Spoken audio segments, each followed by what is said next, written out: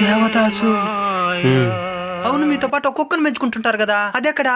ఒకప్పుడు ఉండేది, చచ్చిపోయింది. ఎందుకో? దానికి బిట్టే దానికి నా దగ్గర ఏముంది, ఈ మందు తప్ప. అందుకే ఈ మందే పోసిన, లేవర్ ఫెయిల్యూర్ చచ్చిపోయింది. ఎక్కడున్నారా మీరు? అది నా భార్య. దాని పెళ్లి చూపులో చూసినప్పుడు 10 సార్లు వంతకెత్తినాను కదరా. నా పారుని తక్కువ చేసి మాట్లాడద్దు. అసలు నువ్వెందుకు ఈ విధంగా అయిపోయినావో? నువ్వు నన్ను వదిలేసి వెళ్ళిపోయిన తర్వాత నీలాంటి అందగత్తి కోసం తిరగని దేశం అంటూ లేదు.